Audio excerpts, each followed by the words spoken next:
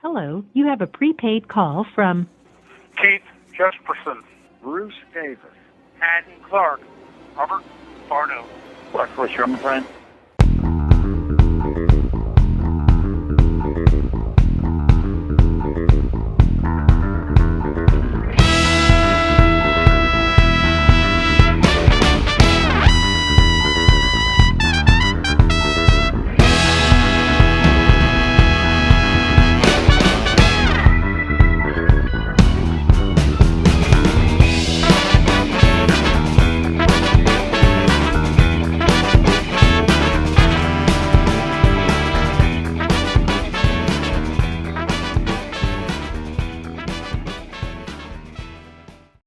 Hey everybody, welcome to another edition of The Lighter Side of Serial Killers. I am your host, Keith Revere.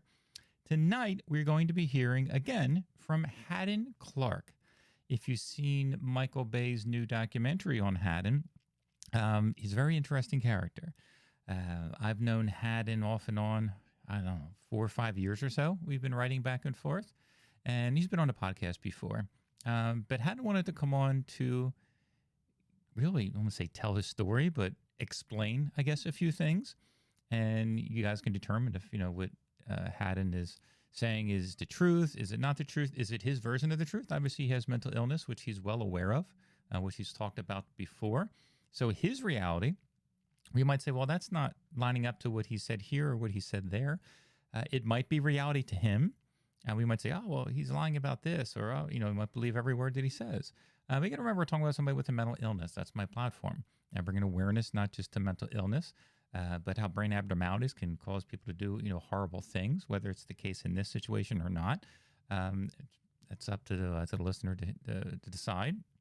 But he wanted to come on. We're going to do 2 parts. Called me last night, which was Sunday night, and next Sunday he's going to call me again, so we can hear from him directly. The documentary I was happy about one part of the documentary was that most of it was his own words. And then you can kind of interpret from his explanation tonight what is reality, what is not reality. And which with Jack Truitt, I guess you can hear a lot of blame gets put on him. That was probably the biggest knock of the documentary of saying, well, it's just like a jailhouse rat or, just a snitch, just, for popularity or for whatever reason to help get him out of prison early. He's going to say this or say that. That was probably the only wonky part of the documentary. But at least they gave his own words, which was good because we thought it was fake. Because Hadden told me he was. Now you can remember, someone with mental illness tells you that a famous movie director or producer or whatever Michael Bay does says that he's been in contact with him and writing him in prison, and he's been sending him artwork. I was like, what? That just sounds like somebody's taking advantage of him because Hadden just might not know. He gave me a number that was calling from him, and it's just it wasn't Michael Bay, but somebody else answered the phone and sounded really sketchy on the phone. He's like, well, what's your number? I want to call you back. I'm eating dinner right now, and I'm like, listen, this thing's a fraud. Well, it turned out to be true. So if you're listening, whoever I called, sorry about that. Maybe I'll call you back and apologize one day.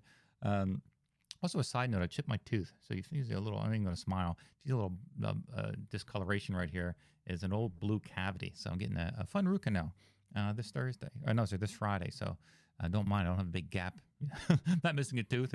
It's chipped, and you're seeing a blue filling that was taking over the tooth. So I'll get that done this Friday.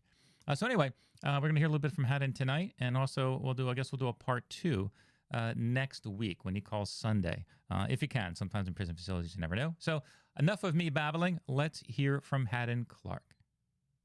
So how you doing? I'm doing good. I very seldom hear them being Christian anymore.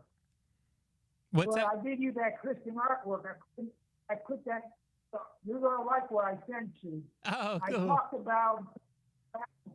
I talked back in 2000 about everything that happened in 2000 about with Christian Blueton. I did you the Christian Blueton artwork. Oh, cool. It's in the mailbox. Oh, wonderful. Yeah, it was a lot of part of the story. I said, I'm sure you heard about the documentary because a lot of people were asking what your thoughts about that were. You can say what, sure, you can say whatever you want. I really don't care. But yeah, that guy, John Short, he's a rat, yeah, like you mentioned in your letter. Mm-hmm. Yeah, I mean, a lot of it. That was He's a rat, yeah. most people's biggest concern about that of the not podcast of the documentary was stuff that he said. Yeah. Because a lot of it was with just you. It was just interviews with you, of you talking in the interrogation and Right. things like that. But the stuff that he said was the biggest part in question. Like they didn't need that. I mean, because it's just hearsay. Yeah, and they don't have you saying what was true and what wasn't true. Right. And here's another thing is, I think, I don't know if you mentioned or someone else, I guess, you said my brother doesn't look very good in the interview. I think you said that. Yeah, it was Jeffrey, where it looked like he was on some kind of pink robe. He lost a lot of his hair. Mentally, he said, his own words said he wasn't really, doing too well. I guess he hasn't talked to you in a while. Oh, shit, I haven't talked to him since the 90s. Oh, wow. Yeah, a while. That's like 3 years. Yeah. So he does drugs. He does marijuana and he drinks, and that's not good for your health already. So. Okay. Yeah, there's a little part of what he was saying that actually he seemed. What's that? He owes me a lot of money too. Oh. Yeah, it seemed to be like he insinuated too that he was afraid that if you ever got out that you might come after him or do something bad to him. That was people are concerned about. No, I would never do that. Yeah, because you told me. John Truitt said that. Yeah, yeah. I never told him. I would never tell anybody something like that. That first thing, I wouldn't want to hurt my parole. That's number one. Mm-hmm. Second, I'm not trying to do something to bring me back to prison. Sure. I'm not like a lot of these inmates go get out of prison, come back to prison. A lot of inmates come back to prison. They do stupid shit. Yeah, definitely.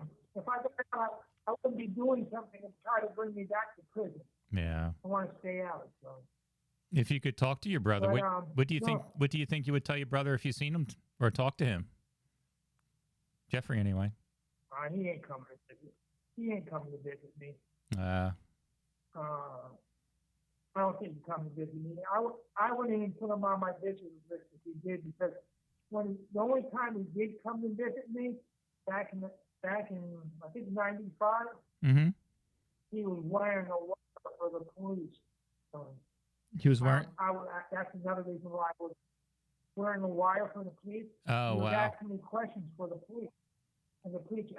The reason I know that is from 2000 when I was taking the case up the East Coast. So mm-hmm. when Kristen Bluefin was born, yeah. Yeah. You'll find out when you get your. I signed everything in Kristen except one piece of artwork I sent you of me, and I sent you some hair, so you can take some glue and glue it to my face. Okay. Sure. I sent you some hair.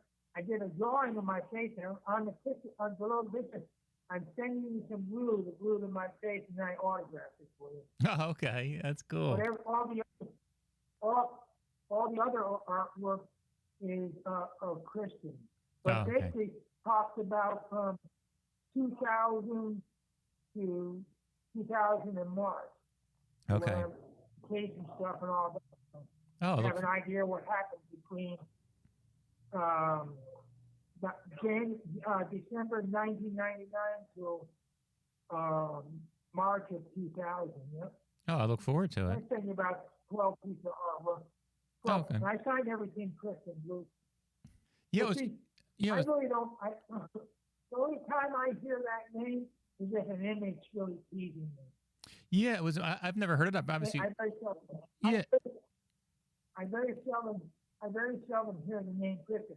My AKA in prison is Bunny Rabbit anyway. Oh, gotcha. Yeah, because we've known each other probably for a few years now, and I've never even heard of that. Obviously, you never said anything to me about it, and it's something I would never have to see. But yeah, I was curious as to see what it's about. So I look forward to seeing what you're saying. And to tell you one thing that it made me really upset, and it made a lot of people angry with this documentary, is one of the first times I guess they were doing an interrogation to you, and all you kept saying was, Right. "I want a lawyer," and they refused. And the guy even said, "Oh, we don't care about he wants a lawyer. We know none of this is going to be admissible. What he's saying." And you see him pushing you and grabbing you by the head and really abusing you. Right. Along with all you said like 100 times, "I want a lawyer." I mean, couldn't even describe how upset you were. What was going through your head when they were denying you your basic rights? Right. Right. That's documented in court records too. Mm-hmm. That's in court records that ask for. See, this is what pissed them off. That went on for over 8 hours. That interrogation. That was when I was arrested. Wow. So what I did was I sent them out. I sent them in order to stop the physical abuse. I sent them on a wild goose chase, New Jersey. Hmm. That's how I stopped abuse. Oh, is that why you did it? There was nothing in New Jersey. I was going to say, is that why, just to kind of get I back at sent them for abusing you and denying you your rights, just to send them on a crazy chase? The reason I came on a wild goose chase, I got tired of being physically. Look, what you don't see on there is they also took me into a bathroom, men's bathroom, where there's no cameras, and physically beat me up. Oh, So no. I had black and blue marks on my body. So, Yeah, because you because you yeah, didn't. they didn't knock their shit. What?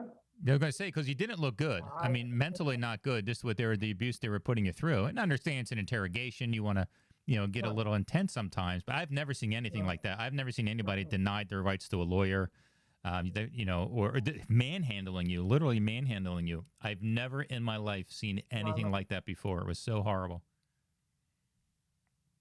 Right. Mm-hmm. Well, see, that's what someone's going to come along and see that, and they're going to come and see me about that cause. That's too early. What's stupid is why do you show that on TV? I've had a couple pen pals tell me that. I don't know if you've watched all the episodes, but Yeah. one of the cops said if I ever got out, he would come and kill me. Yeah, definitely. That's what he said. You shouldn't be saying that type of stuff on TV. Yeah. Just like I never told John Truitt that I'm going to kill my brother. I'm not going to do that. Mm-hmm. I'm trying to stay out of prison. If I got out of prison, I'm not trying to go back to prison. Yeah. Yeah, I didn't realize either that one time, I guess you were I think they took you back to, I think it was your grandfather's house, and, Truitt, he went with you. Right. Jack Truitt went with you down there. Were you guys close at one point? Were you guys friendly at one point when you guys were housed together? No. We were, see, I was in general population. I got in a fight out, and the guards were trying to put a hit on me. So they put me on administrative, they put me in a cell with John. And John made all these promises, he was going to do something. He could get me in the hospital. His wife even talked to me on the phone. They all lied to me. They manipulated me. But John mentioned on that Michael Bay show that he used to beat me up. That's not true. First thing, after the police were done with me, John put me on his enemy list. Oh wow! If you're not afraid of me, if you were beating me up, you shouldn't be putting me on your enemy list. He was afraid of me. Yeah. That's why he put me on his enemy. Yeah, that's wild. Yeah, he's a bullshitter. Yeah. Besides, he's got cancer anyway. Yeah, it looks like he's some part of a church now, or some kind of pastor or something like that, or involves some type of ministry. I guess the film he was sitting in a church. Yeah, the whole backdrop that he was in a church. Yeah. Mm-hmm. Yeah. Yeah, so I don't know. Maybe he's praying to God. I hope he doesn't die. I don't know. Yeah. He got cancer. Most people know that. Yeah. He's younger than me, but he looks like he's younger than me, but he looks like he's in his 90s. Mm-hmm. Someone sent me a picture of him, autographed and sent it back out. He looks old. Have you been getting a little more attention? A lot of people have been messaging you about the documentary, saying how they liked it, or a few people. Mm-hmm. But there'll be more once more people see it. Yeah, because sometimes it's not always a good thing, especially in prison. You don't want that much popularity sometimes. You don't want too much attention on you. I'm I'm already popular. It doesn't matter. It No. doesn't matter where I go in prison. I'm already popular. Yeah, they know. Gotcha. That's what- Everybody knows who I am. And what's Even guards, employees, they all know. mm-hmm. Even when I went out west on the ICC, they knew who I was because Marilyn said told me who I was. So Mm-hmm. they're trying to put a hit on me. So Yeah. they tried to use another state, couple states to put a hit on me. So it didn't work. So. That's wild. What was the story about when you were, I think, while you were heading, I think it was to your grandparents' house, you had a little prayer card, but then I guess in the car you just lost it, or they said you lost it and you started screaming. It looks like there was like a little razor blade hidden or something in a prayer card. You remember that story? What was that all about? Yeah, prayer card. Yeah. That's John Truitt asked me to do that. Oh, really? I was wearing it around my neck, and the thing was, he wanted me to slice an FBI agent's throat. Oh, wow. You know, if I had done that, if the FBI, what do you think they would have done to me? They would have fucked me up and killed me. Wow. So he told you to do That's that? what he wanted me to do. He wanted me to do that on the second trip. I wasn't going to do that. In the documentary, they said since I didn't do it, he was the one that told the detectives that you had it in there. So he said, so he told you to do it, and then he told the detectives that he's the one that said that you had it in there after you guys got in the car. Right. And see, what happened was he was the only one who knew I had that. Mm-hmm. And since I didn't do what he said, it was my fault because he was Jesus, and I'm supposed to do everything he said. So he told the police that I had a shank on me. Yeah. And the shank to me. And, Luciano asked me, "You have a shank?" I said, "No, I don't have a shank. I don't know what you're talking about." He asked me, I'm asking. Then he grabbed the thing around my neck and busted it open and beat the shit out of me. Oh. Yeah, the police beat me up down here. But see, I really manipulated them. Even on the first trip up there, on the first trip, it snowed so bad on the first trip that we couldn't do anything. I mean, it was like a big blizzard hit the New England area. And I was walking through snow like up to my knees, and I had shackles on my legs, and my hands were cuffed. Shit, I couldn't walk through snow. Wow. And I couldn't find the root cellar. I was going to show them where the root cellar was. Mm-hmm. So I couldn't find it because it's all that snow. I had a general idea what it was, but it took so much snow. Wow. So they took me into this room. And you had to have the two-way mirror where they can see you and you can't see them. Mm-hmm. I knew that mirror was there.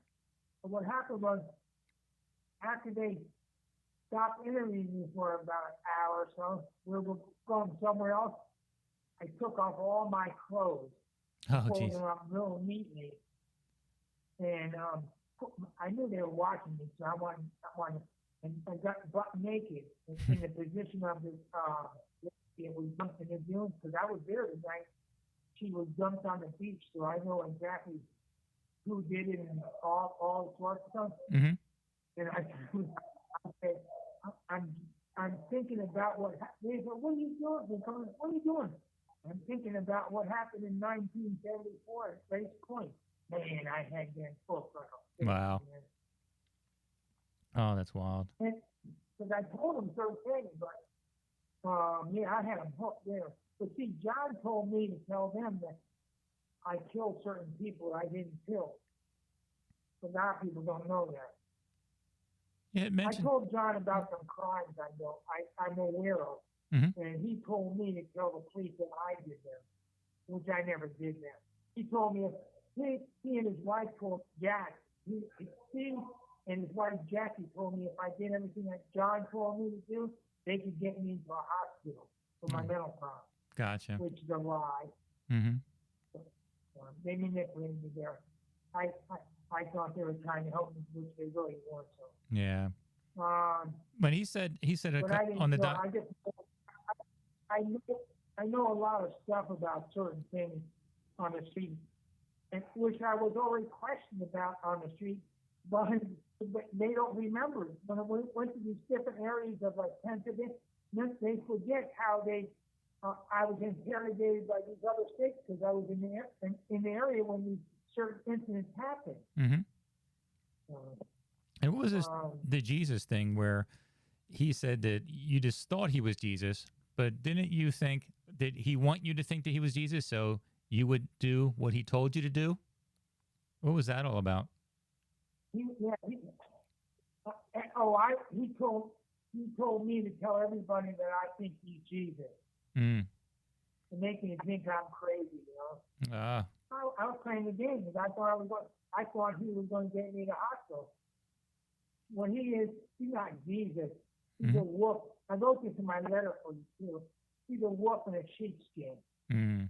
Like it says in the Bible, Matthew 7:16. If you have a Bible in your house, you can look it up later. Mm-hmm. Matthew 7:16. He's a wolf in a sheepskin. That's all. Oh. But no, he's not Jesus. He just told me to call him Jesus and tell everybody I think he's Jesus. He's gotcha. Really I only did that because I thought he was helping me get into a hospital or something. Mm-hmm. So, see, the hospital they were going to get me into, I couldn't get in anyway because it's not a prison hospital. It's a private hospital. See, I could never get into it. Okay. But they made me think I could. Gotcha. Another. He just. Sure. He's just evil. That's all. Mm. But see, now I'll come back on. It's like my brother Jeffrey. Mm-hmm. You say he looks bad. Well, what John Truist put in his head where I want to kill him, that's probably bothering him right now. Knowing if I ever got out, that's going to bother him. Mm-hmm. It'd be easier for me to find him than him to find me. Yeah. Because I know where he'd be. Mm-hmm. I know where he lives. I know he has a summer college in Rhode Island. So I know my mother left that to him. So if he's not in Rhode Island, he's not in Maryland, where else could he be? So, yeah. Mm-hmm. And plus, he said he's not doing very good, probably because he also smokes pot. Mm-hmm. He smokes and he drinks liquor. Both those items are not good for your health. So, yeah. And the people, sure. I got a lot of messages when I had mentioned when they wanted me to, have you come on the podcast to talk about, your side of the story. One of the questions was, actually there's a few questions they had. Obviously a lot was about Truett, but also about your brother. I know he had issues himself with being arrested and for murder. And they were wondering about up in the attic. You said there was that box of trophies. What did you know about that, as far as your brother was concerned? And what do you think were they? Who said that? The box of trophies. Who said that? That I don't remember. It was just, me? I think that you were up there. Yeah, it said it was in your mom's attic, that there were Brad's, and the box was labeled trophies. Okay.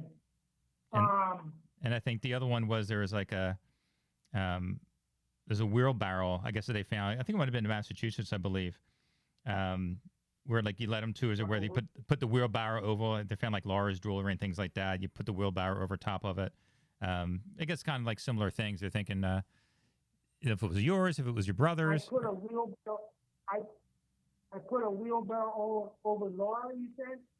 Over, there was something buried that was there. And it was like a bucket or something that was there. And on top of a lot of knickknacks and jewelry and things, Laura's jewelry was like on the very, very, very top. But it was like filled. Oh, okay. So they were thinking, what else was underneath there? That wheelbarrow from the FBI, they probably dug up the bucket. I used that bucket to manipulate them. In what way? See, there was a bucket of jewelry there.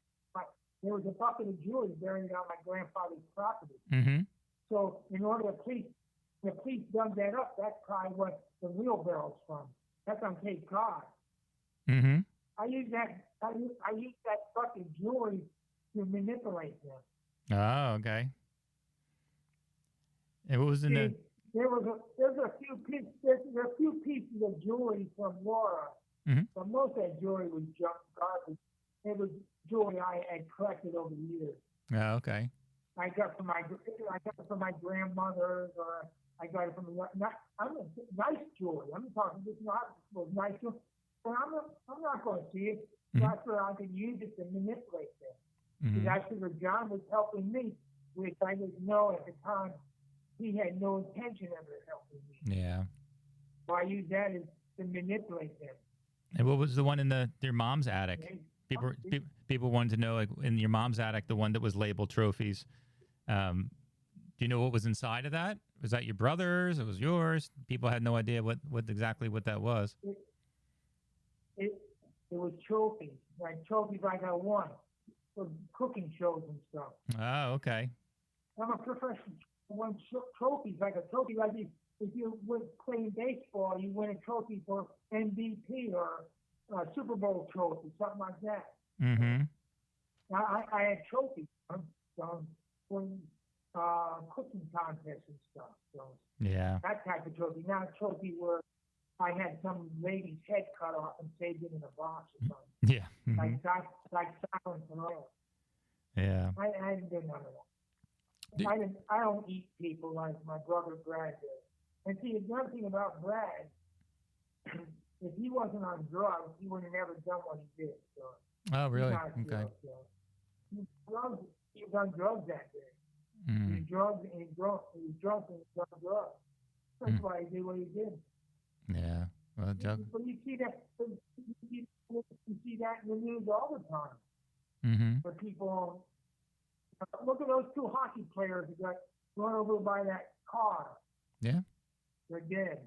You didn't see two hockey players recently? They're dead because some drunk hit them while they're riding their bicycles. I don't know if they were riding motorcycles or they were riding regular bicycles. Mm-hmm. But they were hit by a car. They were both killed. One of them played for the Columbus Blue Jackets. The other one, I don't know if he made it to the pros. But one of them was a big hockey player. They're going to honor him this year. Yeah, that's what I heard. Blue Jackets. Mm-hmm. Good hockey player. But Yeah. people get drunk. They do stupid things, So Oh, yeah. they don't remember what they do. Then they don't say, well, it's the drugs that made me do this. Mm-hmm. Oh, yeah. Do you remember? There's one part. I don't know. There was a lot of different interrogations, but the one part, you're definitely getting frustrated. And for some reason, I don't know why, they bought in a teddy bear. I had it dressed in clothing or something. Do you remember being handed? You like ripped the clothes off it, but like you held a teddy, like it gave you like a little comfort. Do you remember them doing that? I thought that was pretty wild. Yeah, I do that. Yep. I had a teddy bear. I got out of a yard sale or something. I took it to the woods. Yeah, they got it out of the woods. I had it. It was like you could set it down and it'd be sitting on. Okay. Its legs were out and you could put it. It could sit. It was missing one eye too. Oh. I remember the teddy bear. Yeah, because you seemed to smile when you had it. I had it Yeah. in the woods. I had it. I got it out of a yard sale or something. Mm-hmm. I took the woods. Or I took it out of garbage somewhere. Oh, gotcha. And then, like one man's trash is another man's treasure. yeah. Do you remember saying one part? It get a lot of attention. You were by yourself for a while, and you said this line. You're like, "Fishy, fishy in a brook, Daddy catch you on a hook, Mommy fry you in the pan, and Kristen eat you raw." You remember saying that, or what popped into your head? See, but the last part, John Truitt had me say, Daddy, I forget how it goes. Mm-hmm. I remember what it says. I don't remember how it goes anymore, but Sure. yeah, I remember saying that. That's an old saying my grandfather would say. Okay. Mm-hmm. I forget how it says. Just like some old songs, I think. Mm-hmm. But I remember that. Yeah. So you're saying most of it was. Here's another one. Did they play that song where where I'm singing "He's Still Working on Me." I don't know. How's it go? I don't think so. He's still working on me, make me all of you. Took him just a week, make a moon and a star, sun and earth and Jupiter and Mars. I love him and picking the view. He's still working on me. Then it goes in and a few other songs. But I got that song off the radio in Hagerstown back in 98, Okay. 98, 99. Mm-hmm. And what I did was I wrote this lady for this news station, but I couldn't get the second verse. She said, I still have this in myself. So I got the song, complete song in myself, but I sing this song every day. There's some other songs after I say my prayers, I praise God and music. So. Well, there you have it. Hearing from Hadden directly. And it's not the best sound quality. You know, his prison facility, his phone, I think you can hear most of it. Some things dropped out a little bit. It's hard to hear when he was, you know, the old song that he was trying to sing. Kind of hard to hear what he was saying, but you kind of get the gist of it. Well, I hope you enjoyed it. Again, this is from Hadden's own words. Obviously, he puts a lot of blame on Truett. He made me do this. He made me do that. Again, whether that's true or not, that's up to the listener. I just want to give him a platform, as I do everybody, to get his version of the truth out there, his reality out there, whether it's truthful, whether he was lying, whether to make himself look better. He hasn't seen the documentary, so he was relying on myself and other people who saw it, who wrote to him to explain kind of what was going on. But I want you to hear directly from him and his response. And we'll hear more next week too. And until next time, see ya.